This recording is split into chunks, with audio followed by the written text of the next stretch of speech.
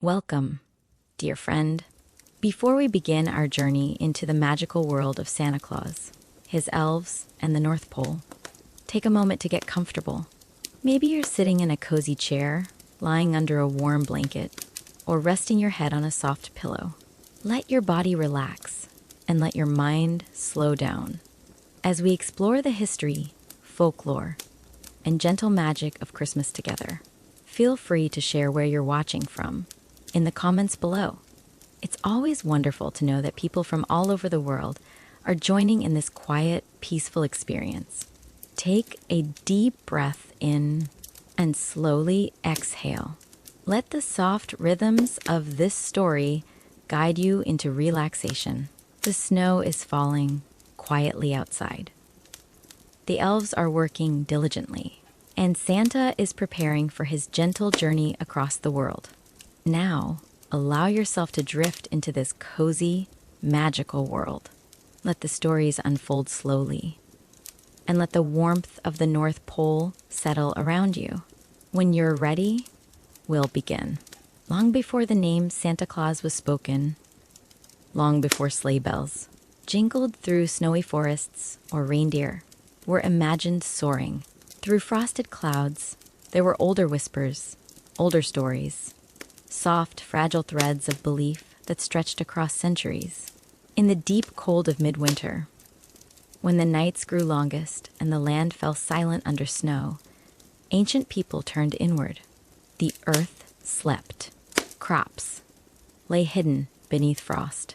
The wind crept between wooden huts and stone halls, carrying with it 1,000 unseen voices. The creak of trees, the call of night animals, the soft whisper of drifting snow. And in those quiet nights, people told stories.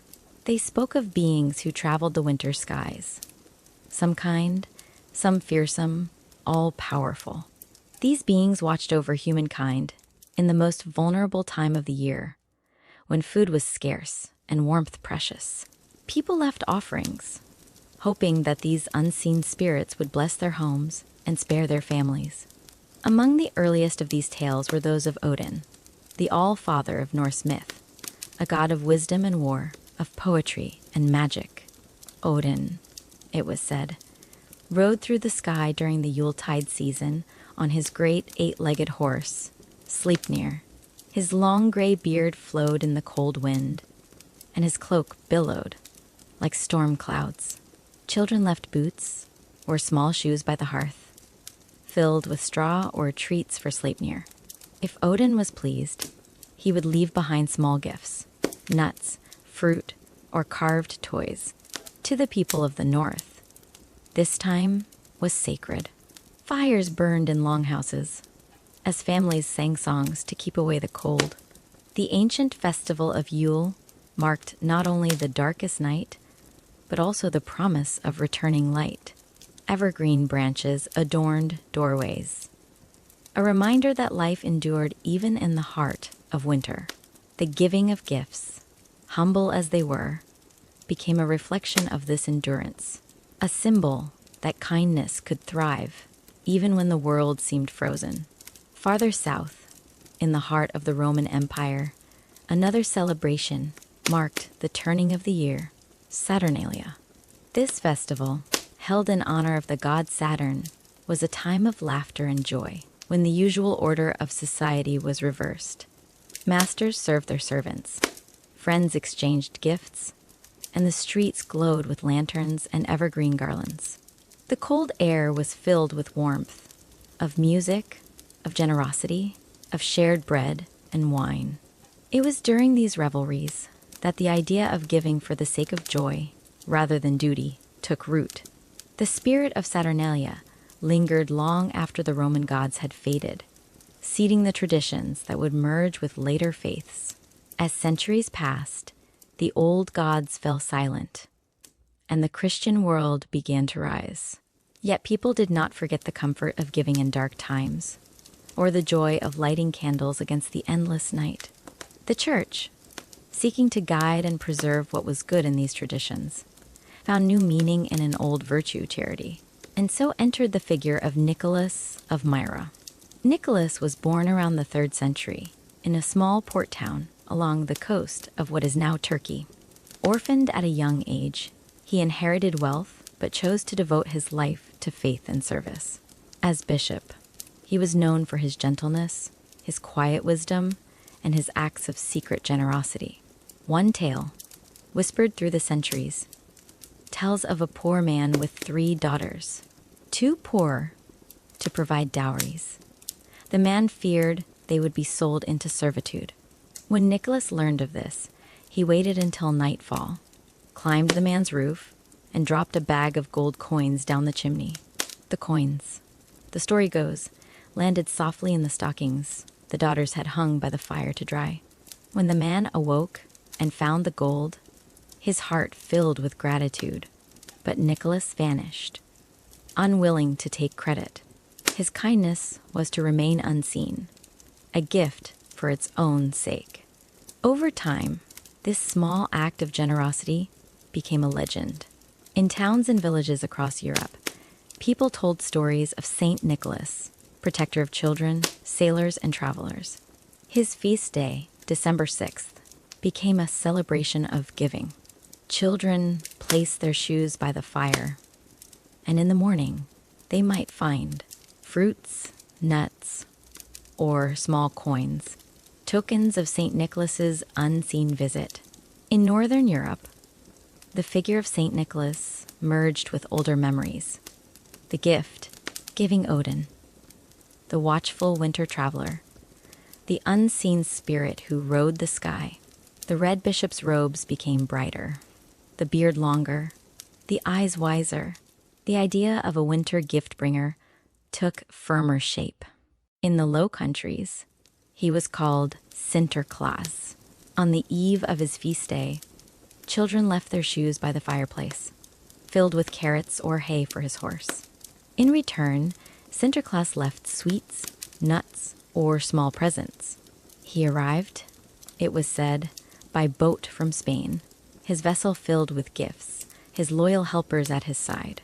He was stern yet kind, rewarding good behavior and gently warning against mischief. Outside, frost clung to the windows. Inside, firelight flickered across faces filled with wonder. In the softest hours before dawn, parents and children alike listened for sounds on the roof, the faint clatter of hooves, the distant ring of a bell. But as light cannot exist without shadow, the legends of winter always held a hint of both comfort and caution. Alongside the benevolent Nicholas, darker figures began to appear, companions who punished the wicked or frightened the disobedient. In the Germanic lands, there was Knecht Ruprecht, a grim-faced helper who carried a switch. In alpine regions, people whispered of Krampus, a horned creature who followed behind St. Nicholas. His presence, a reminder that kindness and cruelty always walked close together in the world. Through the Middle Ages, St. Nicholas's legend continued to spread. His name graced churches, and his stories traveled along trade routes, retold by sailors and merchants from Byzantium to the Baltic. In monasteries, monks recorded his miracles in illuminated manuscripts, their pages glowing with gold leaf under candlelight. Yet even as centuries passed, the heart of the story remained unchanged. A man who gave without seeking praise, who brought warmth to cold nights, and who taught that kindness, even when unseen, could change lives. As Christianity reached the northernmost lands, these tales blended with ancient customs. The Yule log still burned. Evergreens still stood in homes. Families still gathered to share what they could, no matter how little. And through all of this, the winter gift bringer remained, a bridge between faith and folklore, spirit and season. The snow fell year after year, as though time itself had grown gentle and slow. In small villages, people carved wooden figures of St. Nicholas and placed them near the hearth. In cathedrals, stained glass windows caught the winter light, casting his image across stone floors. His story became part of the rhythm of winter. something both sacred and familiar. When night came, and the wind whispered against the shutters, people spoke softly of the saint who traveled unseen. They imagined him walking through the snow, his lantern glowing like a star, his robe trailing through the drifts. They imagined him stopping at each home, listening for laughter, for kindness, for love. And though they could not see him, they believed he was there. For centuries, this belief held steady through war and peace, through famine and feast. Parents passed the story to their children, who grew and passed it again, until Nicholas of Myra was no longer just a bishop from long ago. He was something larger, an idea, a feeling, a promise that no matter how dark the night became, someone somewhere cared enough to bring a little light. The centuries moved slowly onward. Languages shifted. Empires rose and fell. But across Europe, the name of Saint Nicholas lingered like the echo of a hymn. And though the form would change, the robes, the companions, the name itself, the heart of the legend stayed the same. A gift, left in secret, a kindness, done without recognition, a light burning quietly in the longest night and far in the north. As snow settled over sleeping villages and the sky shimmered with stars, those early whispers of a winter gift bringer grew stronger. The legend of St. Nicholas, of Odin's ride, of Saturn's feast, all these threads began to weave together into something new. Something that, in time, would become the Santa Claus we know today. But for now, he was still only a shadow on the snow. A dream half-formed, a story told in the glow of firelight and the hush of winter winds. The beginning of a long journey through time and imagination. When stories travel, they change shape. They drift like snow carried by the wind, soft, slow, and ceaseless, settling wherever they are welcomed. The story of St. Nicholas was no different. By the time the Middle Ages had ripened into the Renaissance, Nicholas had become one of the most beloved saints in Christendom. His image adorned churches, his name blessed sailors before voyages, and his legend touched nearly every corner of Europe. But in each land, his story grew its own roots, mingling with local traditions, beliefs, and winter customs. In Germany and the Low Countries, children awaited Sinterklaas, the old bishop with the white beard and red robes, who rode from house to house on a white horse under a starlit December sky. He carried a golden staff, a thick book that recorded the deeds of every child, and a bag filled with sweets and nuts. Sometimes he came with helpers, dark-clad figures who served as reminders that good deeds would be rewarded. But mischief would not go unnoticed. In these same regions, the air of December was heavy with spice and smoke.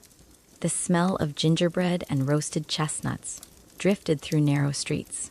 Town squares glowed with lanterns, and the laughter of children echoed under the bells of distant churches. As the first snow fell, families gathered around fires, whispering that Sinterklaas was near, that his boat had arrived from Spain, filled with gifts and wonder, across the mountains. In Switzerland and Austria, the tradition carried other shapes. There, St. Nicholas walked the forest paths with his hood drawn low, accompanied by Knecht, Ruprecht, or sometimes Krampus, a shadowed creature with horns and a bundle of birch sticks. In these tales, Nicholas was gentle but solemn, a figure of both compassion and moral strength. He asked children to recite prayers, to sing hymns, to show kindness to others. If they did, he left them fruit and nuts and the warm satisfaction of being seen as good. In Italy, he became San Nicola di Bari, a protector of sailors and travelers.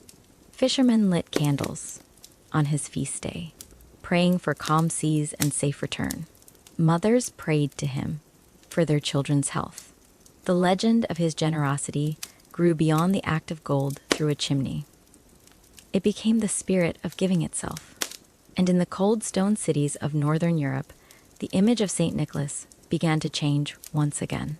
Artists painted him not only as a bishop, but as a kindly, round-faced man. The edges of history blurred with imagination, and the line between saint and spirit began to fade. Then, as centuries passed, winds of change swept across the world. The Protestant Reformation reshaped Europe, challenging the worship of saints.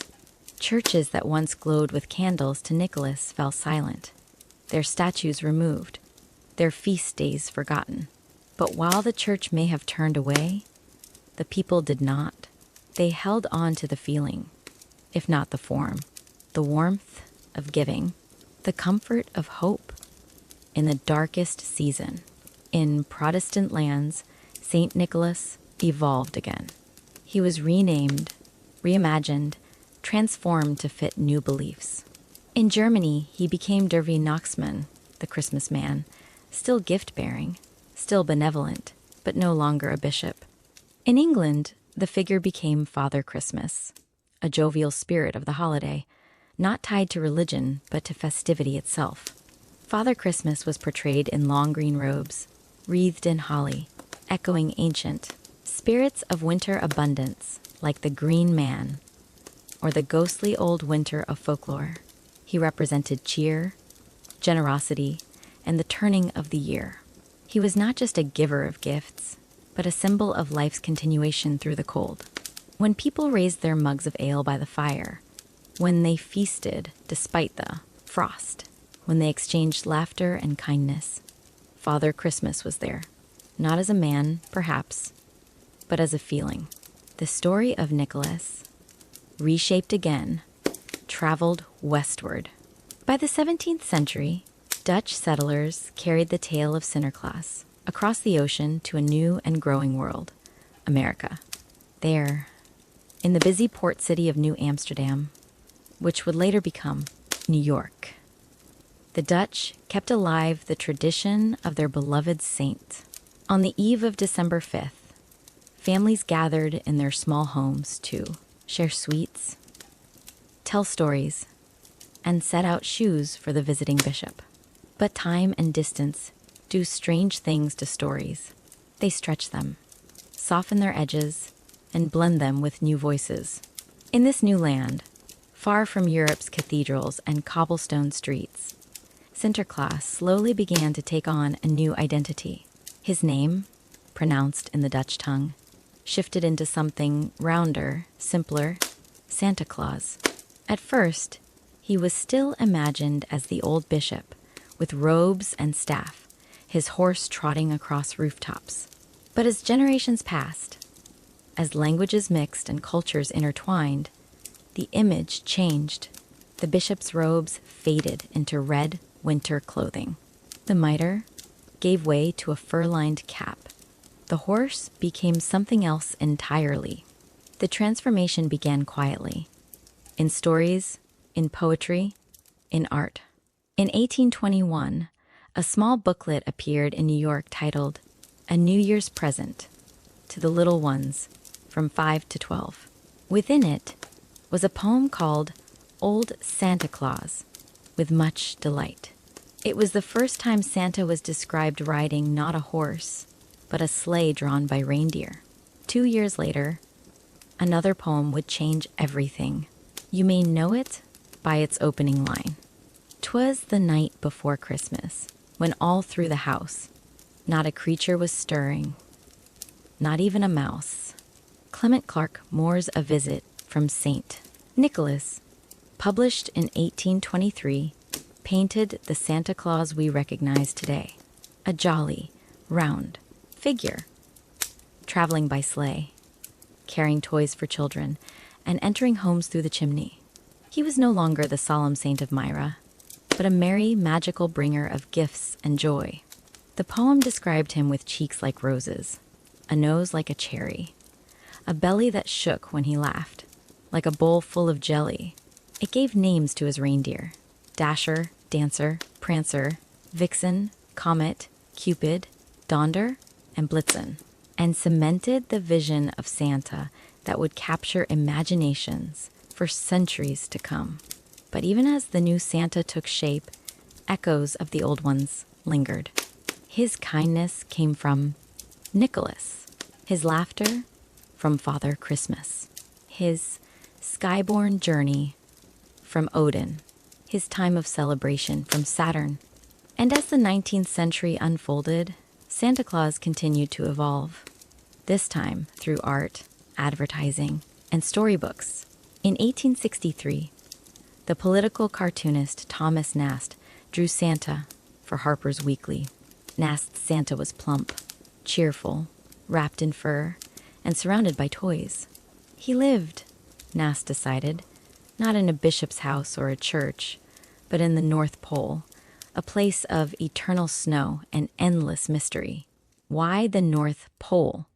Perhaps because it represented purity, distance, and wonder. It was a place untouched by politics or war, unreachable, yet comforting. Santa, in Nast's vision, became a universal figure, belonging to no one land, no one church, but to all who believed. The idea caught on, like fire in winter. Children began to imagine Santa in his snowy workshop, surrounded by helpers. Small, nimble beings who built toys and tended reindeer. These helpers, too, had ancient roots. They came from old European stories of house spirits, Tomten, and Nice. Little magical beings who helped families during the winter if they were treated with respect. In Nordic folklore, a Nice lived in barns, wearing red caps and watching over animals. They were loyal, kind, and a little mischievous, much like the elves who would one day help Santa himself. So slowly, almost imperceptibly, the legend grew warmer, rounder, brighter. The solemn bishop became a joyful giver. The wandering winter god became a jolly old man. The silent spirits of snow became cheerful elves. By the late 1800s, Santa was everywhere, on postcards, in department stores, in Christmas songs. His image spread from Europe to America and back again, carried by steamships and print presses. Children wrote letters to him, listing their hopes and dreams. Parents smiled as they tucked gifts beneath evergreen trees. And all the while, the quiet truth of his story remained, the truth that had begun with a man in ancient Myra who gave what he could, simply to bring light into darkness. The story of Santa Claus, then, was never about wealth or spectacle. It was about the smallest acts of kindness, a coin dropped in secret, a smile shared with a stranger, a light lit against the cold. Even now, when you close your eyes and imagine the soft glow of candlelight on snow, when you hear the faint jingling of bells in the distance, you are touching the same thread that runs back through thousands of years. The same feeling that warmed homes in the time of Odin, that filled the halls of Saturn's feast, that guided Nicholas through the streets of Myra. And somewhere, between myth and memory, between faith and folklore, Santa Claus continues to walk quietly through winter's night, an echo of generosity that refuses to fade. As snow drifts gently outside, and the night grows still, you can almost hear him, the soft crunch of boots in snow, the creak of sleigh runners, a faint, merry laugh carried on the cold wind. He moves unseen, but always near, because the true story of Santa Claus was never meant to end. It simply changes shape with every telling. Imagine the quiet vastness of the north, the endless stretch of white beneath a sky painted in shimmering ribbons of green, snow falling softly on snow, the world hushed except for the whisper of wind across ice. It was here, in imagination, that Santa Claus found his eternal home. But the idea of Santa living in the North Pole was not ancient. It was a dream born from ink, paper, and wonder in the 19th century. Before that time, no one had spoken of where he lived. Some imagined he came from the sky, others from distant mountains, still others from the deep woods. But in 1866, the American illustrator Thomas Nast, drawing for Harper's Weekly, gave Santa a fixed address at the very top of the world. In Nast's illustrations, Santa sat at a desk surrounded by toys, lists, and letters. The words Santa Clausville, NP, written neatly above his head. It was the perfect place for him. A land untouched by time, where winter never ended and magic could thrive unseen. To the Victorian imagination, the North Pole was the edge of the known world, a place of endless night and mystery. Explorers of the time dreamed of reaching it, of planting flags in its frozen soil, of uncovering secrets buried beneath its snow. But in children's minds, Santa was already there, warm in his red coat, surrounded by laughter and light. Nast's drawings showed a cozy world in miniature. Wooden tables piled high with dolls, rocking horses and drums, walls lined with shelves of gifts, a small, round stove puffing gentle smoke into the air. And there, beside Santa, were helpers, tiny figures with pointed hats and kind faces, working diligently to prepare toys for Christmas Eve. These helpers were the first glimpses of what would become Santa's elves. But the elves, like Santa himself, had older roots that stretched deep into the folklore of Northern Europe. Long before they were toy makers, elves were spirits of nature, guardians of the hearth, and protectors of the home. In Scandinavian tradition, they were known as the Nis or Tomten, small bearded beings who lived in barns or under floorboards. They wore red caps, tended animals, and brought good fortune to families who respected them. But if neglected or insulted, they could turn mischievous, hiding tools or souring milk to teach humility. Farmers left bowls of porridge for them on cold nights, a simple gesture of gratitude for their unseen help. In return, the Tomten guarded the household, especially through the long winter months, when the nights were long and the cold unrelenting. In Celtic lands, there were also tales of elves, fair, ethereal beings living in hidden hills, skilled in craft and song. In German folklore, the Heinzelmännchen were tiny craftsmen who completed the work of shoemakers or bakers overnight. They moved silently, working by starlight, disappearing before dawn. When these old stories blended with the growing legend of Santa Claus, the connection was natural. Who better to help a jolly gift bringer than the kind, tireless helpers of myth? Creatures who understood both work and magic. So, slowly, the image took shape. Santa, living in the far north, surrounded by a community of cheerful little beings, elves, each devoted to spreading joy. They built toys in wooden workshops, warmed by firelight. They sang as they worked, their laughter carrying through the snow like bells. And as with all legends, imagination filled in the details. Writers began to describe what Santa's village might look like. The main workshop, vast and glowing with golden light. The stables, where reindeer rested and pawed at the snow. The post office, where letters from children arrived by the sackful. The kitchen, where Mrs. Claus, soon to appear, baked warm gingerbread and kept the hearth burning bright. Mrs. Claus herself entered the story around this time, though her origins were humble. In 1849, a short story titled A Christmas Legend mentioned a kind old woman living with Santa in the far north. But it was not until 1889, when the poet Catherine Lee Bates wrote Goody Santa Claus on a sleigh ride, that she took on a fuller role. In Bates's poem, Mrs. Claus speaks for herself. She asks to join Santa on his Christmas journey, declaring, why should you have all the glory of the joyous Christmas story? With gentle humor and independence, she became more than a shadow behind the legend. She became its heart, the warmth within the winter. Since then, Mrs. Claus has often been portrayed as nurturing, wise, and endlessly patient. While Santa reads lists and packs gifts, she tends to the elves, stirs cocoa in the kitchen, and listens to the laughter of reindeer outside. If Santa is the symbol of generosity, she is the embodiment of comfort. Together, they make the North Pole not just a place of magic, but a home. The elves, too, grew in number and personality.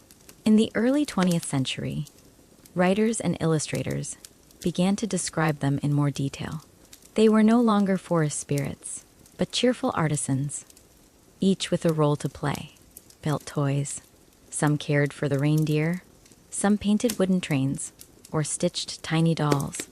Others kept watch on the world below, helping Santa know which children were kind and which needed encouragement to do better.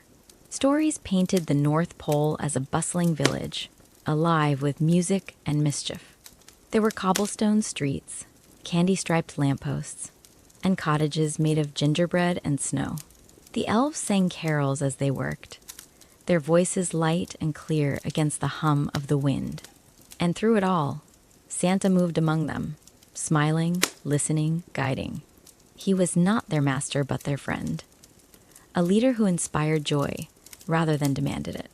This vision of the North Pole reflected the world that dreamed it, a world of growing industry and imagination. As cities filled with factories, the image of a workshop filled with laughter and light became a comforting contrast. The elves worked not for profit or power, but for happiness. They built toys not for themselves, but for children they would never meet. And perhaps in this way, the North Pole became a mirror of something humanity longed for, a place where work was joy, where kindness was the only currency, and where everyone had a purpose. Through the late 19th and early 20th centuries, the image of Santa's home grew richer with every telling. Illustrators like Norman Rockwell and Haddon Sundblom brought him and his world vividly to life. Rockwell through his tender, storybook warmth, and Sundblom through the iconic red-suited Santa created for Coca-Cola in the 1930s. Sundblom's Santa was round, rosy, and endlessly cheerful, his North Pole workshop gleaming in the background. The elves were small and industrious, their faces filled with delight. In these images, the myth reached its fullest bloom. What had begun with a humble bishop's generosity had become a universe of warmth and wonder, a world sustained not by power or faith alone, but by joy itself. And still, beneath all the laughter and color, echoes of the old stories remained. The elves' red caps nodded to the Tomten of the North. Santa's journey through the night recalled Odin's ride across the sky.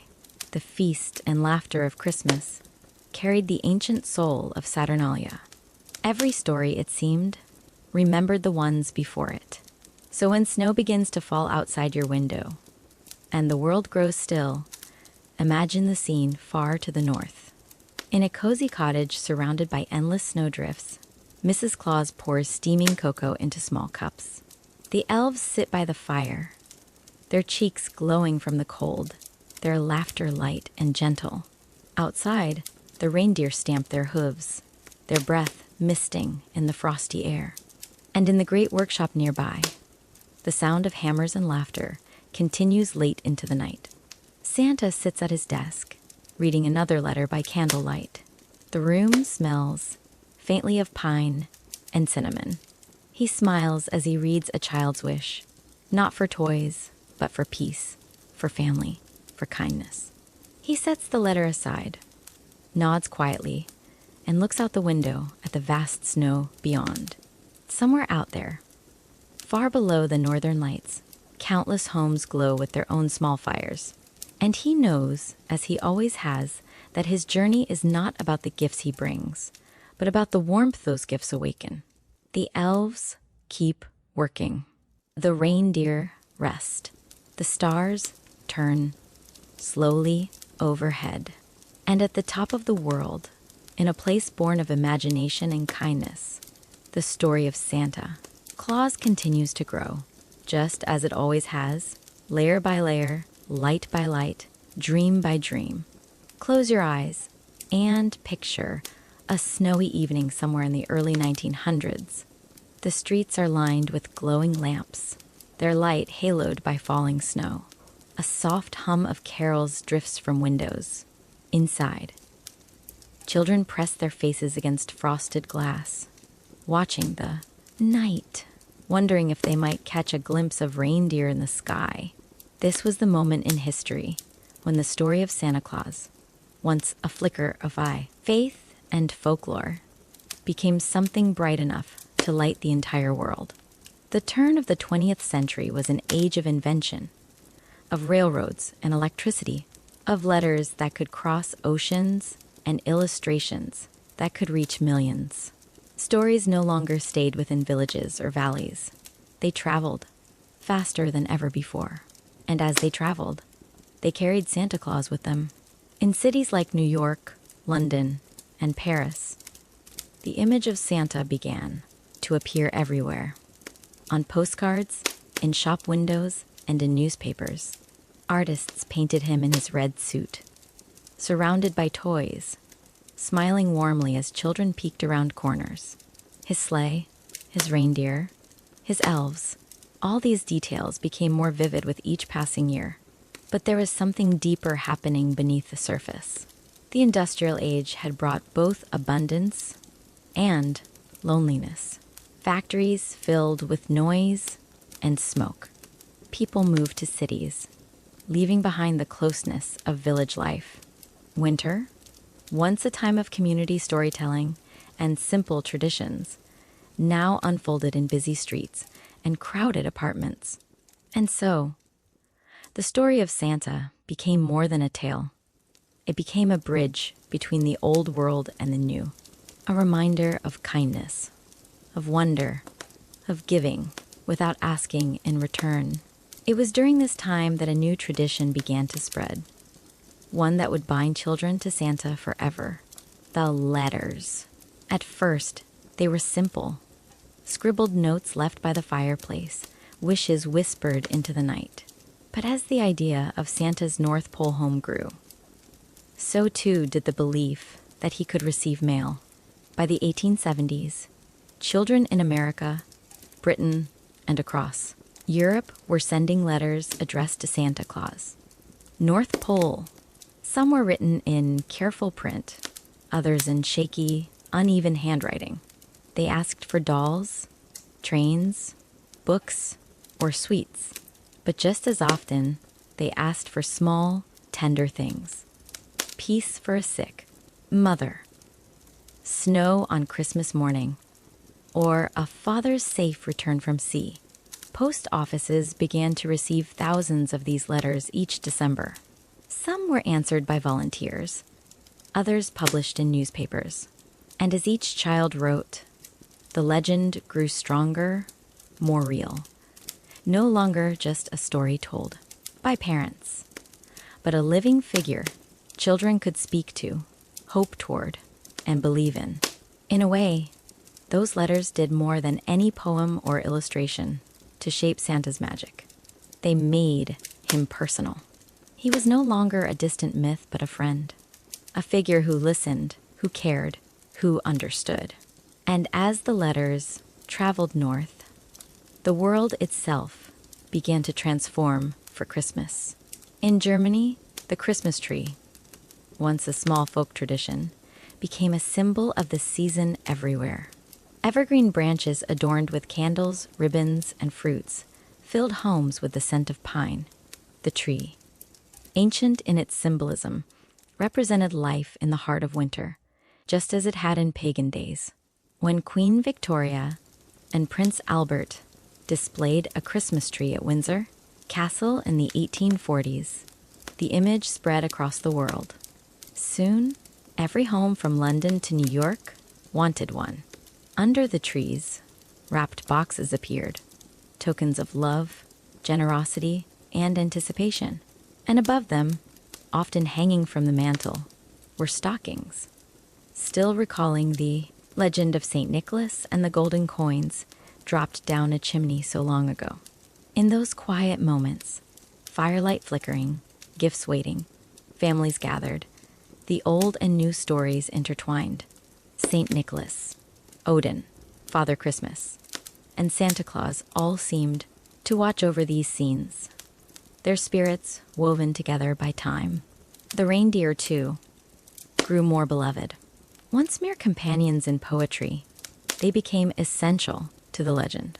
Artists painted them with soft eyes and strong antlers, guiding Santa's sleigh across silver skies.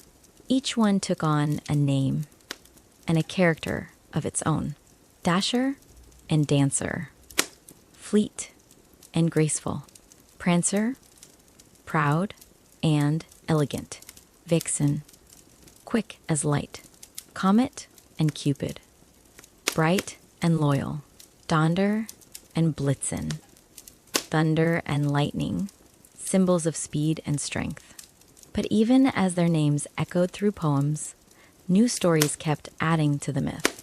In the 1930s, during a snowy December, an advertising copywriter named Robert L. May created a small storybook for the Montgomery Ward department store. It told the tale of a young reindeer with a glowing red nose, Rudolph, who was teased by the others until one foggy Christmas Eve, when Santa asked him to guide the sleigh. That simple story, written to bring cheer to children during hard times, became a phenomenon. A decade later, it was turned into a song by Johnny Marks, sung by Gene Autry. Rudolph the Red-Nosed Reindeer, they called it. And soon, Rudolph joined the ranks of Santa's timeless companions. It was as though the legend had opened its arms to welcome new magic whenever the world needed it. Meanwhile, the elves grew busier than ever. In storybooks and films, they came alive. Tiny figures with pointed ears and laughter that sounded like bells. They worked joyfully in Santa's workshops, painting, hammering, and wrapping. Their world became more detailed. Candy canes hung like lanterns, snow-covered rooftops twinkled under the aurora, and sleigh bells rang in rhythm with the hum of creation. Children imagined what life was like for them. Did they sleep? Did they play in the snow? Did they have names? Writers answered each question with warmth and imagination, until the North Pole felt as real as any place on Earth. By the middle of the 20th century, Santa's world had become global. Movies like Miracle on 34th Street and songs like Here Comes Santa, Claus and Santa Claus is Coming to Town filled homes with laughter. Radio broadcasts and department store Santas brought the magic to life in every city and small town. Children could now visit Santa, sit on his lap, and whisper their dreams into his ear. They could see his face, hear his laugh, and feel, for a moment, the wonder of a legend stepping into reality. The world needed that wonder.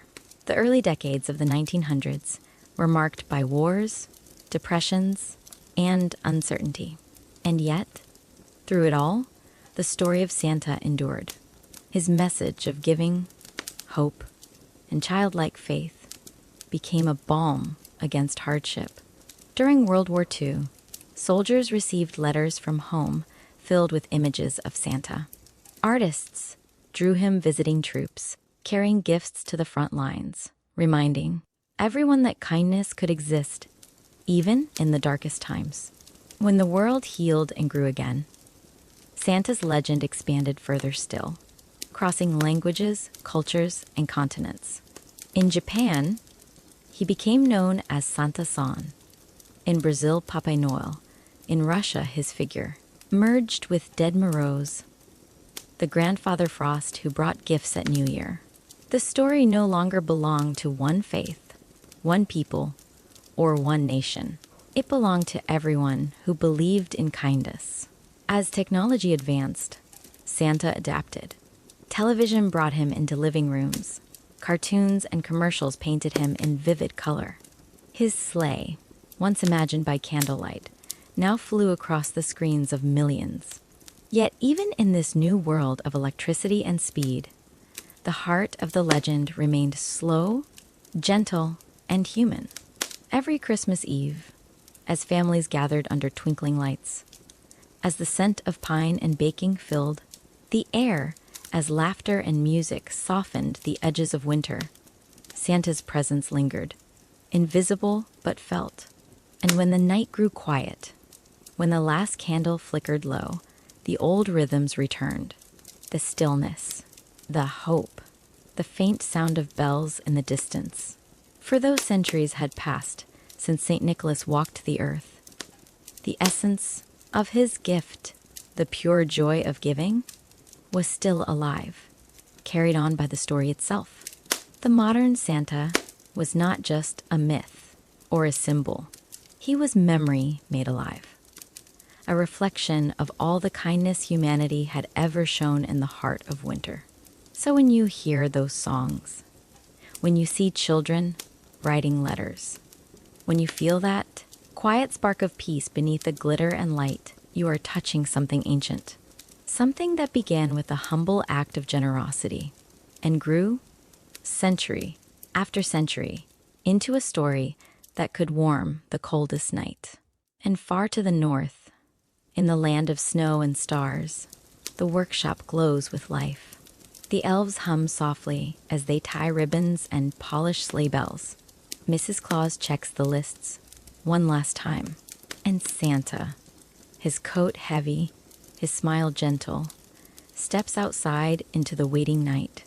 The aurora ripples above him, and the snow gleams like silver underfoot. He breathes in deeply, the air crisp and clean, and listens. The world below is sleeping, but dreams are stirring. Dreams of love, of laughter, of belonging. He nods to the sky, takes the reins in hand, and with a low, joyous laugh, begins his journey once more. The reindeer lift, the sleigh glides, and the sound of bells fades into the endless night, carrying with it a promise as old as time that no matter how dark the winter grows, there will always be light waiting at its heart. The 20th century brought new wonders to the world, machines that could fly, voices that could be carried across the air, images that could move like magic across screens. And in this world of invention and imagination, Santa Claus moved gracefully, slowly, keeping the warmth of his legend alive. Imagine a snowy city street in the 1930s. Lamplight glimmers on wet cobblestones. Children clutch small packages, their faces bright with anticipation.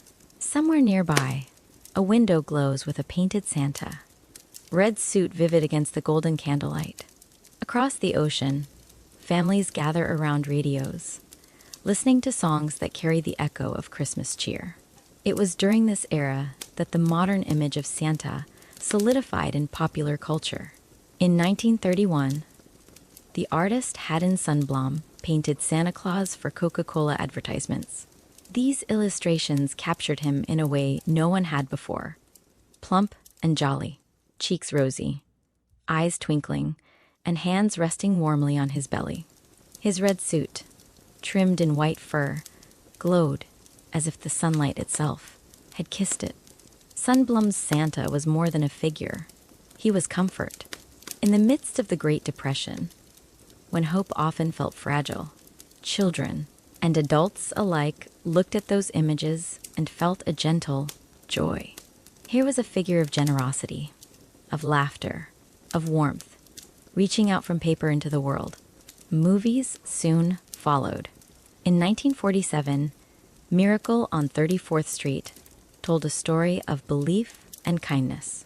Santa Claus appeared not only as a giver of toys, but as a symbol of faith in the goodness of people. He wasn't magical, just in the sense of flying reindeer or chimneys. He was magical because he reminded everyone who watched of hope, of joy, of the small acts of generosity that make the world brighter. By the 1950s and 1960s, television brought Santa into homes across the globe.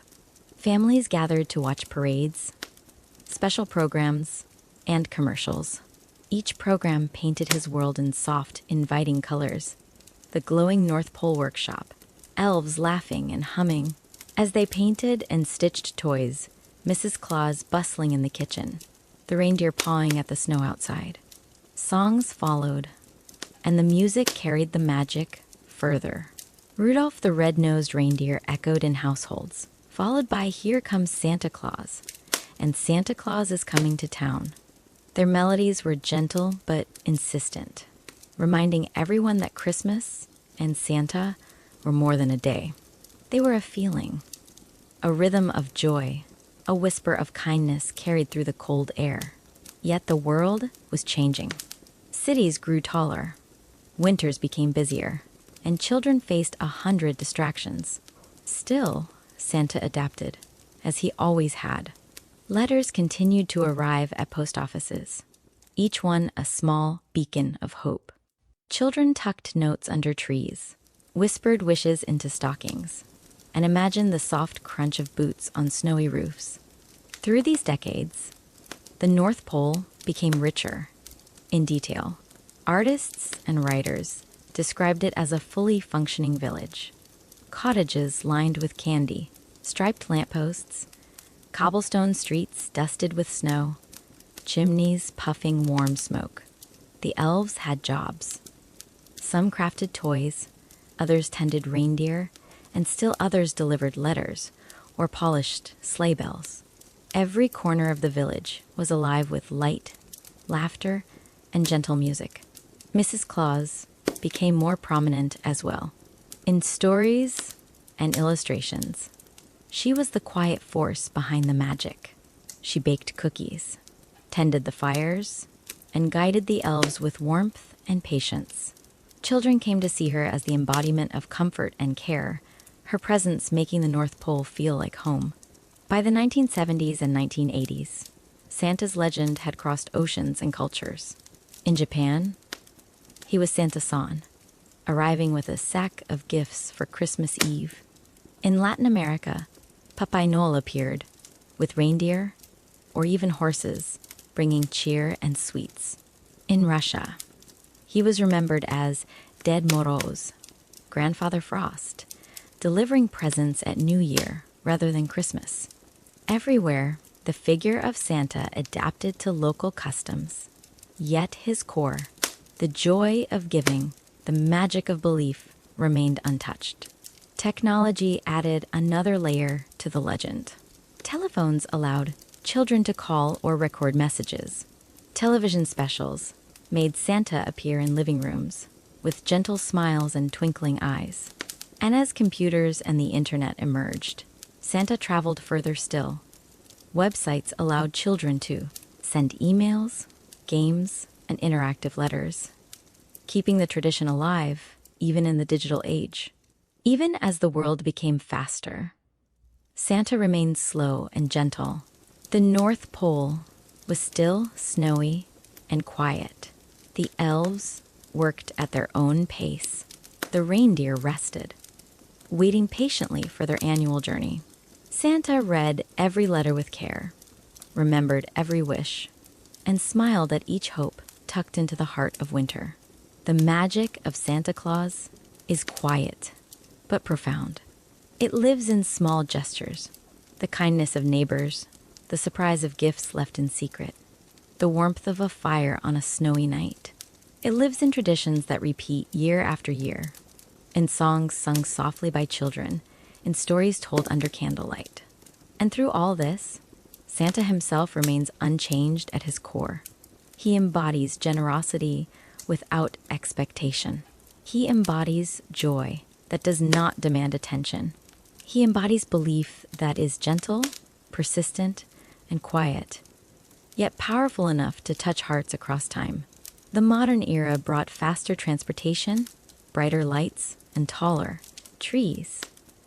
But it also brought something more subtle, a shared culture of hope. The image of Santa Claus, his round face, white beard, and twinkling eyes, became a symbol not just of gifts, but of the universal human desire to care for others, to celebrate kindness, and to find light in the dark of winter. Even today, in the 21st century, Santa continues to evolve, not in form, but in spirit. He appears on screens, in books, in advertisements, and in letters. He is visited at malls, seen in parades, sung about in songs and movies, yet he always remains the same gentle, warm figure children have known for generations, the one who reminds everyone that the heart of the season is giving, sharing, and believing in good. And when the night grows still, when the snow drifts softly outside, when the world seems quiet and gentle, imagine the North Pole once more. The elves are laughing softly, painting and polishing toys.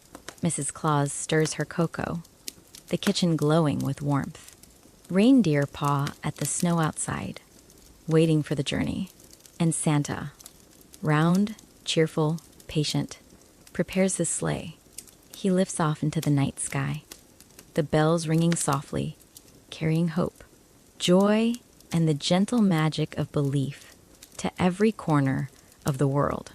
And so the legend continues, century after century, season after season, reminding us all, no matter the era, the world will always have room for kindness, for warmth, and for the quiet, enduring magic of Santa Claus. Close your eyes and imagine a world blanketed in snow, yet alive with countless celebrations.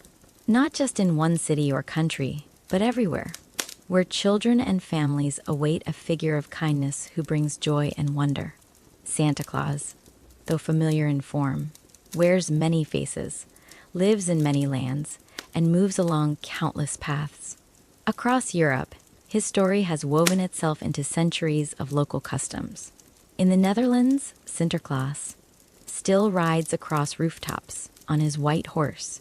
His helpers, known as Zwarte Piet, carry candy and gifts, echoing centuries-old traditions of reward and gentle discipline. Streets fill with parades, children sing songs, and chocolate letters shaped like the initial of each child's name appear in homes.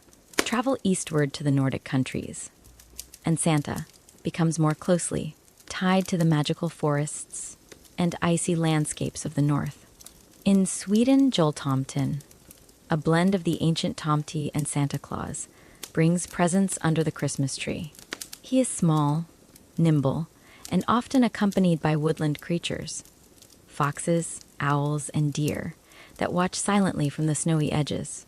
In Finland, the children of Lapland imagine Joulupuki, the Yule goat turned Santa figure, who carries gifts from the far north and arrives with the quiet confidence of a snow-laden forest. In Italy, the tradition is rooted in La Befana, a kindly witch who brings sweets to children on the eve of Epiphany. Though not Santa Claus in the classic sense, La Befana shares his spirit of generosity and mystery. Children leave stockings by the fireplace or hang them on windowsills, knowing that when dawn breaks, small treasures will appear. Meanwhile, in Spain and much of Latin America, the Magi, the three wise men, carry gifts during Epiphany, blending the story of Christmas with their own rich legends. Children write letters, leave shoes filled with straw or hay, and awake to find gifts waiting for them. In Brazil, Papai Noel arrives in warmer climes, sometimes by sleigh, sometimes by boat, depending on the imagination of those telling his story. Across the Atlantic, North America continued to embrace Santa's magic.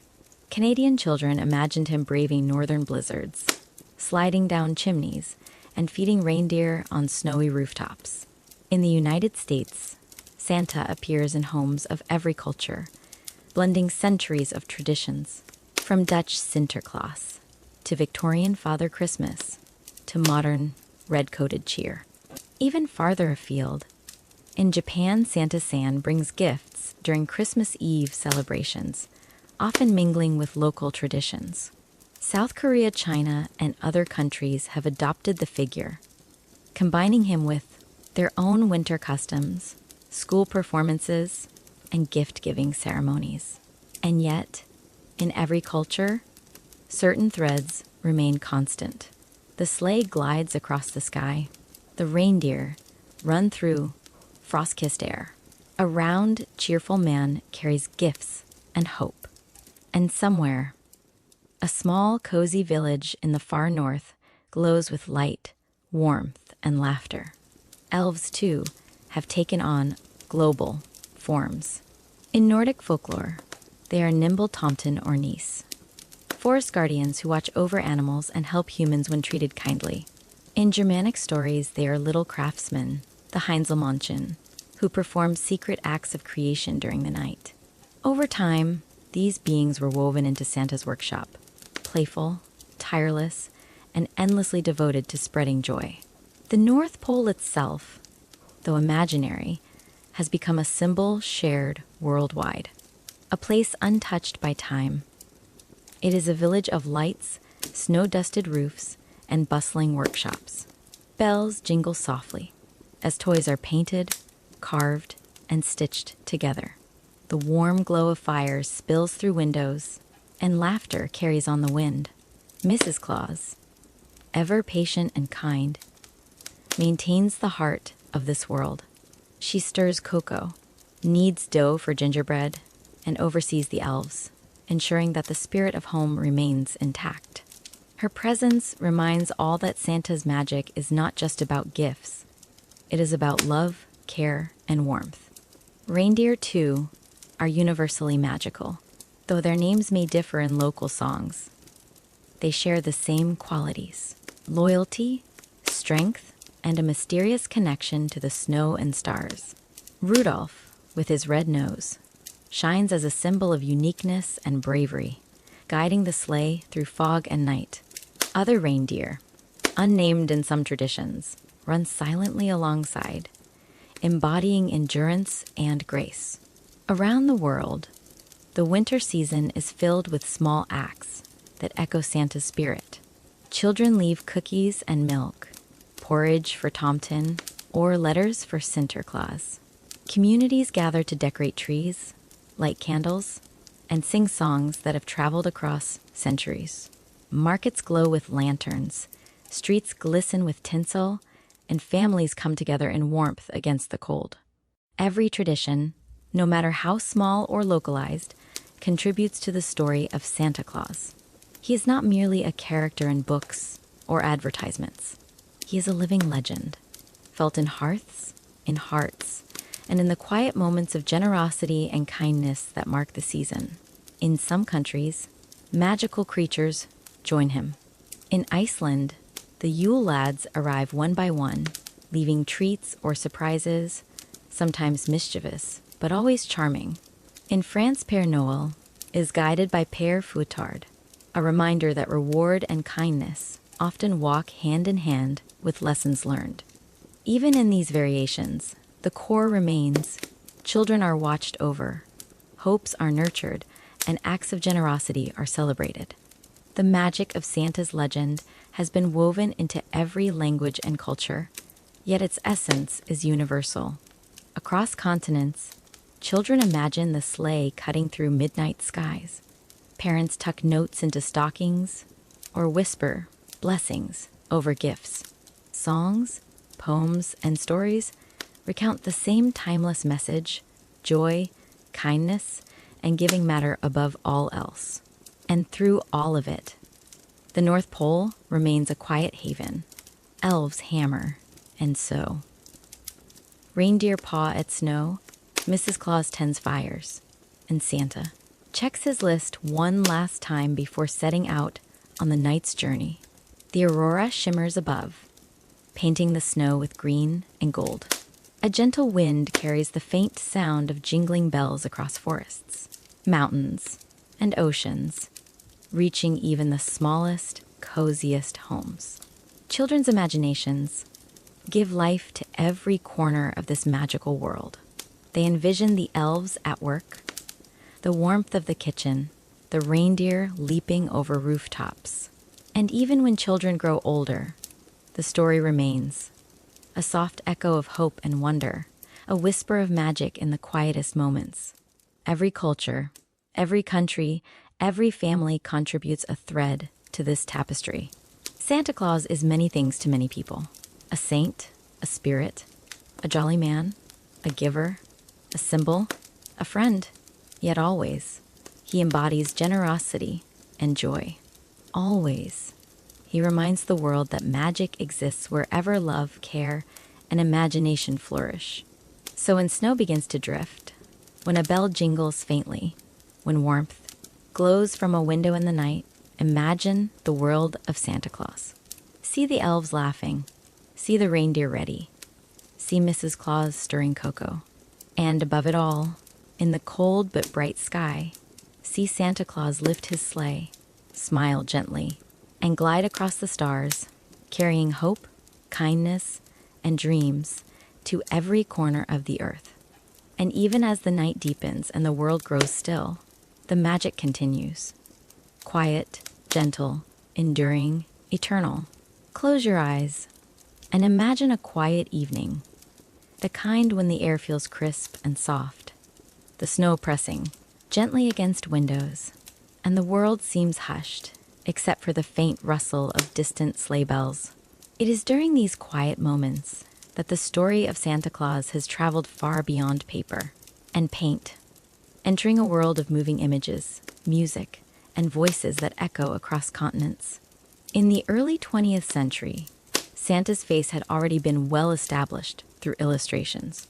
Haddon Sundblom's plump, cheerful figure, painted for Coca-Cola, became the template for the red-suited jolly man known globally.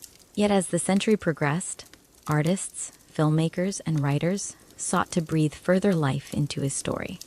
Print media continued to be important, with newspapers and magazines featuring Santa-themed illustrations each December. Children's books offered detailed stories of the North Pole, of elves humming while building toys, and of Mrs. Claus quietly overseeing the warmth of the workshop. Every page contributed layers of imagination, allowing children to see, hear, and feel the magic of Santa Claus even before bedtime. But the real transformation came with film. In 1925, the short silent film Santa Claus captured the wonder of children and the journey of the magical figure from chimney to chimney. Though silent, the images themselves conveyed a slow, dreamlike rhythm. Shadows of chimneys, the glitter of snow, and the soft glow of candlelight created a cozy, almost hypnotic atmosphere. With the advent of sound, the story became even richer. Films such as Miracle on 34th Street, 1947, and The Bishop's Wife, 1947, reminded audiences that Santa's power was not just in gifts, but in belief, kindness, and joy. Children saw him as a presence in the real world, sitting on department store counters, answering letters, and spreading cheer with a gentle smile. Adults, too, were reminded of the importance of hope and generosity. Television, emerging in the 1950s, allowed Santa to enter homes directly. Special programs featured him flying across starlit skies, greeting children, or supervising his elves. Animated adaptations brought the North Pole to life. Snow falling softly against rooftops, toy hammers moving in rhythm, tiny shoes lined up for finishing touches. The warm glow of fires, the gentle jingling of bells, and the quiet laughter of elves created a slow, peaceful pace perfect for bedtime stories. By the 1960s and 1970s, animated television specials further cemented Santa's image. Productions such as Rudolph the Red-Nosed Reindeer and Frosty the Snowman invited children into a gentle, magical world. The animation style was soft, the music slow and melodic, and the pacing deliberate, allowing the viewer to sink into the story. Snowflakes fell gracefully across the screen, and the North Pole became a cozy village alive with quiet activity, laughter, and warmth. During these decades, music also played a role in deepening the legend. Songs like Santa Baby, 1953, added playful charm, while classics like Jingle, Bells, or Silent Night carried the sense of calm and wonder associated with the season. Each melody, slow and gentle, became a reminder of the peaceful joy of Christmas. Advertising, too, contributed to Santa's global presence. Though commercial in nature, careful artistry ensured that his image remained comforting rather than intrusive. Department stores installed life-size Santas, inviting children to whisper their wishes into his ear. Toy catalogs spread across households, painted the North Pole in detail, workshops aglow with warm light, elves at work, reindeer waiting in the snow, Mrs. Claus tending fires, and Santa carefully reviewing his lists. Through film, television, music, and print, Santa became a bridge between imagination and reality. Children could now see him as a figure who existed in both worlds, the tangible world of streets, homes, and trees, and the magical world of snow, elves, and the aurora. His image became universal, recognizable whether a child lived in New York, Lapland, Tokyo, or Rio de Janeiro. Alongside these representations, the lore of the North Pole and the elves expanded. Storytellers added subtle details, the elves' small laughter as they painted toys, the quiet stamping of reindeer hooves on snowy rooftops, the crackle of logs in Mrs. Claus's fireplace. Every depiction emphasized a gentle rhythm, slow and calming, designed to evoke warmth and sleepiness in the listener or viewer. Digital media in the late 20th and early 20th to first centuries introduced new ways to interact with Santa. Websites allowed children to send letters directly to the North Pole. Interactive games depicted the elves' workshops with slow, deliberate motions, hammers, tapping, paintbrushes stroking, ribbons tied carefully around dolls and trains. Animated sleigh rides invited users to glide over star-studded landscapes, carrying gifts across cities and villages. Yet even in this modern, fast-paced digital age, the heart of the legend remains unchanged. Santa is still patient, still warm, still gentle. He reads each letter, whether handwritten or digital. He notices every act of kindness. No matter how small, the North Pole remains a place untouched by rush, where elves work diligently but joyfully, where Mrs. Claus maintains warmth and order, and where reindeer wait calmly for the annual journey. Cultural adaptations continue to expand the story. Some media depict Santa using magical technology, guiding sleighs with starlight or communicating with elves via glowing crystals. Others return to slow, quiet depictions, Santa walking through snow, pausing to watch children sleep, feeling the gentle rhythm of the night. The variety allows the legend to reach every generation while retaining its core of calm, hope, and generosity. And so, the legend of Santa Claus in modern media is twofold. On one side, it adapts to technology, new storytelling, and global culture. On the other, it preserves the slow, soothing heart of the myth, warmth, quiet joy, and the gentle magic of belief. Every film, every song, every illustration reminds us that the greatest gift is not a toy, but the hope, kindness, and imagination we carry in our hearts. When the evening grows quiet, imagine a softly lit room where children sit with wide eyes, watching snow glide past their window. Outside, the stars glimmer, the North Pole hums with quiet energy, and elves move with measured care. Mrs. Claus hums a gentle tune as she stirs cocoa, the warmth of her kitchen spilling into every corner. And Santa, as always, lifts into the night sky.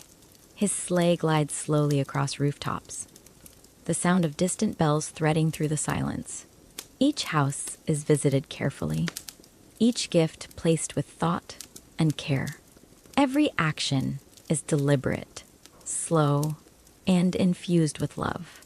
Even as the world changes, even as screens glow brighter and cities grow taller, Santa's essence remains patient, gentle, joyful, and enduring. He continues to remind all who watch, listen, or imagine that in the quiet of winter, there is magic. Magic found not only in gifts or sleigh rides, but in warmth, kindness, and belief. And when the night is over, when snow has settled, and morning glows softly across the rooftops, the North Pole remains alive. Elves rest in their tiny beds. Mrs. Claus sips her cocoa by the fire, and Santa himself returns, smiling gently at another year of magic carried across the world. The legend continues, layer by layer, generation by generation, a slow, soothing story of wonder, kindness, and love. An enduring lullaby of hope that carries across centuries and across continents. Close your eyes and imagine a quiet, snow-covered North Pole. The moon casts a soft silver glow across rooftops, dusted with powdery snow, and the northern lights shimmer faintly above, painting the sky with gentle green and pink streaks. In this serene world, magic hums quietly through every corner, carried not just by Santa himself, but by his faithful companions, whose tireless work makes the season possible. First, imagine the reindeer. They're not merely animals. They are magical creatures, bound to the rhythms of winter and the quiet music of the aurora. Each one has its own personality, its own strength and grace. Dasher, fleet and energetic, moves like wind over ice. Dancer, graceful and poised, leaps through snowfall with joy. Prancer, proud and elegant, carries the weight of the sleigh with dignity. Vixen, clever and quick, senses every change in the air. Comet, bright and strong, guides with constancy, while Cupid spreads warmth and cheer to the team. Donder and Blitzen, whose names mean thunder and lightning, embody the power and speed needed for long journeys. And of course, there is Rudolph, whose red nose shines like a beacon through foggy nights. He is the guide for all, a reminder that uniqueness is not a weakness, but a gift. As the sleigh lifts off, the hooves of these magical creatures barely touch the snow before rising into the sky, carrying Santa and his gifts across the world in a dance of elegance and quiet determination. The reindeer are not alone in their work. Inside the North Pole, the elves hum softly as they prepare for the season. They are small, nimble, and endlessly cheerful, moving with precise care. Each toy is made with thought and patience. Tiny hammers tap on wood, brushes glide over paint, ribbons curl gently into bows, and sewing needles move deftly through cloth. Their laughter rings softly. A sound like wind chimes in a gentle breeze, a melody of dedication and joy. Mrs. Claus ensures the harmony of the workshop. She stirs warm cocoa on the stove, the scent curling through the crisp air, mixes spices for gingerbread, and hums songs that guide the elves' work.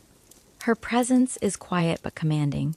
She is the heart of the North Pole, the reason the magic is steady and unbroken. Beyond the workshop and reindeer stables, other magical helpers contribute. Woodland creatures, from foxes to owls, assist quietly. Some deliver messages from Santa to far-off lands. Others watch over children, ensuring that acts of kindness and hope are noticed.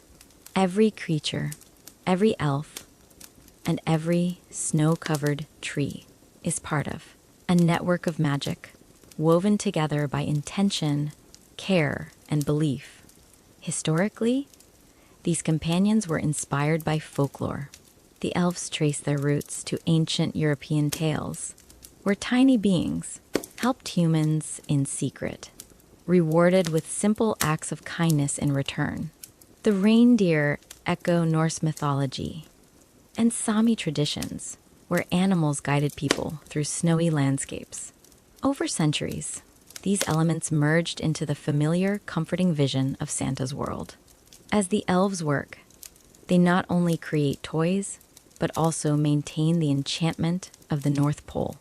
Small spells are whispered over sleigh bells, gentle charms are tied to toys, and every gift carries a hint of magic.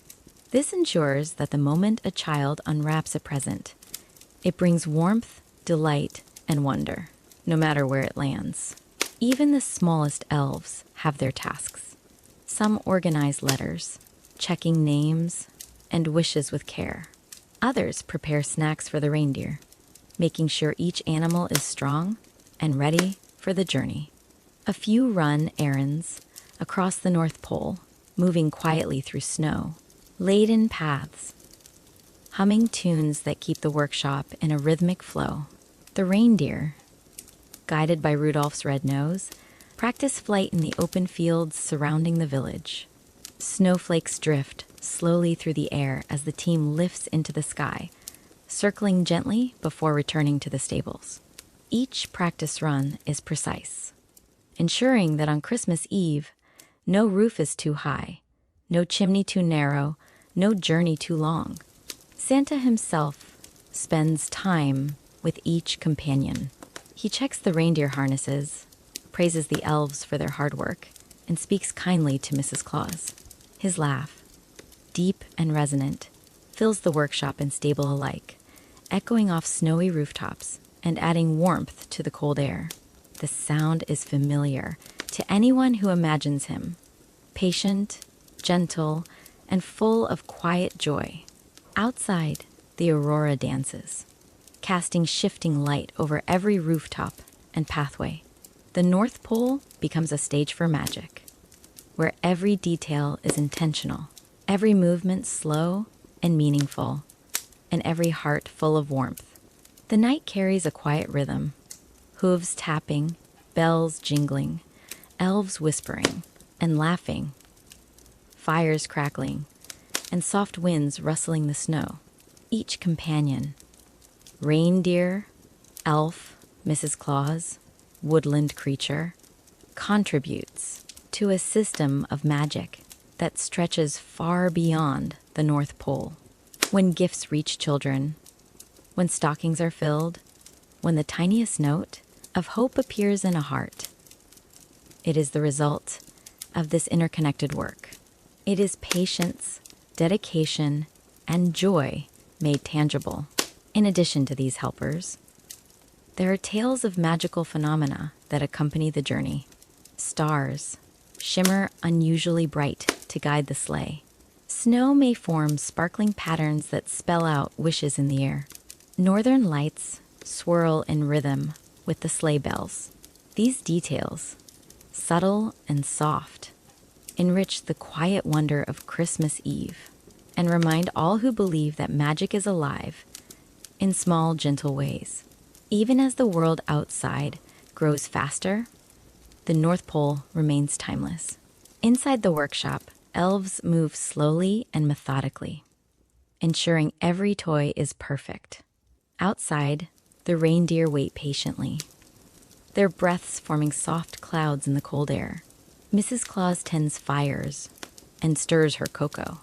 And Santa, patient and wise, reviews his list one last time, ensuring that no gift, no wish, and no hope is forgotten. As night deepens and snow drifts softly across rooftops, the companion's work is complete. The sleigh is ready. The reindeer are harnessed.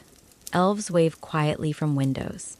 Mrs. Claus smiles softly, and Santa lifts into the sky. He glides over mountains, forests, and villages. the jingling of bells carrying hope and joy. And in every home below, children imagine him passing, unseen but felt, bringing not just toys, but the magic of belief itself. Every elf, every reindeer, every quiet act of preparation contributes to this gift, making it gentle, enduring, and timeless.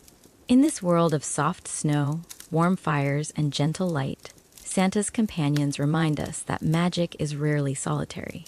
It is built from cooperation, care, and patience. The story of the North Pole is not just Santa's story, it is theirs as well. Each movement, each laugh, each soft sound is a thread in a tapestry of wonder that stretches across the globe. And when the journey is done, when the sleigh rests and snow settles over chimneys, the North Pole returns to quiet. Elves rest beside tiny fires. Reindeer curl in soft hay. Mrs. Claus sips her cocoa. And Santa smiles gently, feeling the contentment of a night well spent. The companion's magic continues, unseen by many, but felt by all. It is slow, gentle, and enduring, perfect for a world that sometimes moves too fast. In their care, the spirit of Christmas thrives, carrying joy, warmth, and wonder to hearts everywhere. And so, in the hush of winter, the North Pole is alive, a place where magic, patience, and love come together, a gentle reminder that every act of kindness, no matter how small, contributes to the wonder of the world. Imagine a quiet winter evening, snow drifting lazily from the sky, muffling the sounds of the world. Inside warm homes, families gather near fires or glow of candlelight. And somewhere in the quiet, the stories begin. Soft, slow, and winding, like smoke rising from a hearth. These are the stories that keep Santa alive, that make him more than a figure of gifts, but a guardian of magic, hope, and gentle wonder, long before the red coat and sleigh rides. Before the reindeer and chimneys, the world had whispers of giving figures, spirits, and guardians. From Europe to Asia, each culture had tales of winter visitors, beings who brought warmth and joy to those who believed. These early stories, passed down orally from parent to child, grandmother to grandchild, were slow, deliberate, and full of careful detail. In Scandinavia, there were the Nis or Tomti, small beings with pointed hats who lived in barns and forests. They watched over families and animals, quietly helping those who were kind and respectful. They were not flashy or loud. Their magic was subtle, practical, and deeply comforting. A well-placed bowl of porridge might ensure their favor. A gentle act of care might reward a family with luck or protection. These stories taught kindness, patience, and attention to the quiet needs of the world. In Germany, the Heinzelmännchen performed secret acts of labor while humans slept. They made shoes, repaired garments, and carried out small tasks, leaving signs of their work in the morning. The magic was in the slow, meticulous effort, in the thoughtfulness of doing something for others without expectation of reward. Such tales reminded listeners that generosity, careful attention, and quiet service were powerful forms of magic. In the British Isles, Father Christmas emerged in a blend of folklore and tradition, often as a figure associated with the winter solstice. He was jolly and tall, a bringer of mirth and warmth, but not yet the full modern Santa. He represented the turning of seasons, the warmth of hearths in cold months, and the joy of celebration shared among neighbors. As Christianity spread across Europe, the stories of saints intertwined with local folklore. Saint Nicholas, a bishop known for his generosity, particularly toward children and the poor, became a bridge between myth and history. His miracles, gifts left secretly, assistance given quietly, echoed the magic. of the earlier elves and spirits, but grounded in compassion and virtue. The tales of St. Nicholas were slow in their telling, each story unfolding with detail and care, teaching moral lessons gently. Over centuries, all these threads, the Nice, the Heinzelmännchen, Father Christmas, and St. Nicholas, began to weave together. Oral stories, songs, and written tales combined elements of each tradition. From this weaving emerged a figure who could travel across lands and cultures, embodying generosity, joy, and the quiet magic of winter. Even in early modern times, stories added details that shaped today's Santa. Writers described him with a long, flowing beard, a gentle laugh, and a mysterious ability to appear in multiple places at once. Illustrators brought him to life in illustrations for books, newspapers, and holiday cards. Each depiction emphasized warmth, softness, and a slow, comforting presence, reinforcing the sense that Santa's magic was subtle yet pervasive. Elves and magical helpers, too, were shaped by these stories. They were mischievous yet kind, small yet capable, and their work was deliberate and meticulous. In some tales, they carried small tasks through enchanted forests, slipping unnoticed into homes. In others, they assisted Santa in grand workshops, hidden at the edges of the world. Their magic was patient, slow, and methodical, a mirror of the care that defined Santa's own work. Legends of magical reindeer also evolved. Early tales from Nordic and Siberian traditions imagined creatures that could traverse snow, ice, and sky with ease. They were guided by the stars, by northern lights, and by a quiet rhythm that connected them to the universe itself.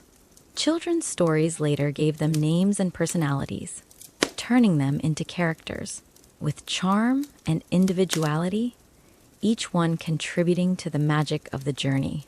Even the journey itself, Santa's flight across the sky, became steeped in folklore. Chimneys were places of transformation, portals between worlds through which Santa moved silently. Snow-covered rooftops and frozen landscapes created a rhythm of quiet. Passage, a dance that combined natural wonder with imagination. Every story emphasized patience, deliberate action, and the deep joy of giving without expectation. Across continents, local adaptations added layers of magic. In Japan, Santa-san is often accompanied by playful helpers who mirror the elves, and magical animals sometimes guide his sleigh. In Latin America, the Magi and local spirits weave into the narrative, offering gifts, lessons, and quiet enchantments that blend culture and belief. Each region preserves its own flavor, yet all carry a similar theme: gentle wonder, patient generosity, and belief in good. The enduring power of these stories lies in their slow, comforting rhythm. They do not rush. Each tale allows time for imagination to unfold, the elf tapping gently on a hammer, the reindeer pawing snow softly, the warm glow of a fire reflecting on a snowy window. Listeners, readers, or viewers can sink into the quiet magic, feeling the calm and the joy that lies at the heart of Christmas. As centuries passed, the stories were further immortalized in poetry, carols, and songs. Children listened, wide-eyed, as verses described snowy nights, jingling bells, and the sound of soft footsteps across rooftops. Parents passed these songs from one generation to the next, creating continuity and reinforcing the magic. Every line of poetry, every gentle note of music, carried with it the slow pulse of wonder, love, and care. Even today, folklore continues to evolve. Writers, filmmakers, and storytellers explore the quiet corners of Santa's world, imagining thus elves' hidden workshops, the reindeer's secret fields, and Mrs. Claus's gentle routines. Children imagine, adults remember, and the legend adapts without losing its comforting rhythm. magic remains patient, slow, and enduring. A reminder that wonder is not fleeting, but nurtured with care. And so, as you drift into sleep, picture the gentle snow, the quiet North Pole, and the magic woven through centuries of folklore. Imagine elves humming, reindeer lifting into the air, Mrs. Claus stirring, cocoa, and Santa himself, calm and steady, guiding his sleigh. Every story, every legend, every whispered tale contributes to the enduring magic of Christmas. And in that slow, patient unfolding, we see that kindness, hope, and belief are themselves a form of enchantment, as gentle and pervasive as the snow falling softly on a winter night. Close your eyes, breathe slowly, and let your mind drift gently into a world of soft snow, glowing hearths, and the quiet hum of winter magic. This is the North Pole, as it has been imagined for centuries, a place where time seems to slow, where every action carries warmth, and where the gentle rhythm of kindness and wonder governs all. As we reflect on the long journey of Santa Claus, from St. Nicholas to the red-suited, jolly figure we know, today, we see a story not only of gifts, but of enduring imagination, quiet generosity, and human connection. Centuries of folklore, storytelling, art, and culture have slowly shaped him into a symbol recognized across the world. And yet, no matter the adaptation, the heart remains the same. A quiet, comforting magic that brings joy to children and adults alike. Picture Santa in his workshop one last time. The elves move slowly, deliberately, their tiny hands tapping hammers, brushing paint, and tying ribbons with care. Every sound is a gentle note in a larger melody of preparation. The reindeer stand patiently in soft hay, their breath forming delicate clouds in the chilly air, each one ready to lift into the sky at the perfect moment. Mrs. Claus moves gracefully, stirring cocoa, adding a pinch of spice, and humming a soft tune that fills the room with warmth. The North Pole itself is a living symbol of patience and care. Snow blankets the ground like a thick, soft quilt. Icicles hang from rooftops, shimmering gently in the moonlight. Northern lights stretch across the sky in slow, elegant arcs, painting the night with colors that seem almost alive. Every element of this magical world, every detail, contributes to the quiet wonder of Christmas. Santa's journey across the centuries has been gradual, a layering of traditions, stories, and beliefs. From the Nice of Scandinavia to the Heinzelmännchen of Germany, from Father Christmas in England to St. Nicholas in Europe, each cultural thread has been woven into the fabric of his identity. Over time, he became more than a historical figure or folklore character. He became a living symbol, an embodiment of generosity, patience, and the joy of giving. His companions, reindeer, elves, Mrs. Claus, and even woodland creatures, enhance this magic. They remind us that kindness is often collaborative, that every gentle act, however small, contributes to the larger tapestry of joy. The elves' laughter, the reindeer's quiet strength, and Mrs. Claus's comforting presence all blend together to create a world where warmth and patience prevail, even in the coldest months. Across the globe, Santa's story has adapted and flourished. In each country, in each home, children experience a slightly different magic. Whether through Sinterklaas in the Netherlands, Joulupuki in Finland, Père Noël in France, or Papai Noël in Brazil, the essential qualities remain: hope, joy, and quiet wonder.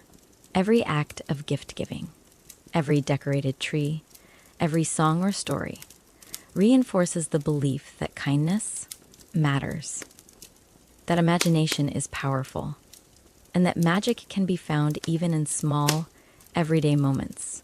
In modern media, Santa has been captured in illustrations, films, music, and digital worlds.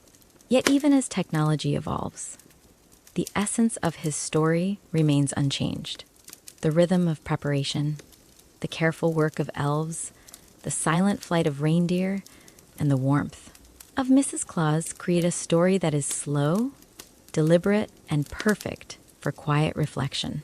Each depiction, whether on screen or in print, invites viewers to sink into the gentle rhythm of Christmas, letting the magic unfold in their imaginations.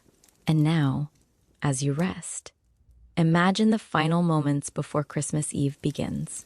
The workshop grows quiet. The elves take their places for rest, humming soft lullabies. Reindeer curl in soft bedding, ears twitching lightly at the faintest sounds. Mrs. Claus sets aside her work and takes a moment to enjoy the glow of the fire she has tended. And Santa, calm and steady, lifts himself into the sleigh, taking one last deep breath of the crisp night air. The sleigh glides silently across the snowy landscape. Roofs pass below in a slow rhythm. Chimneys rise like gentle pillars into the moonlight, and snowflakes drift lazily around him. Every gift delivered, every stocking filled, every wish quietly acknowledged becomes a part of the magic, extending far beyond the North Pole to hearts across the world.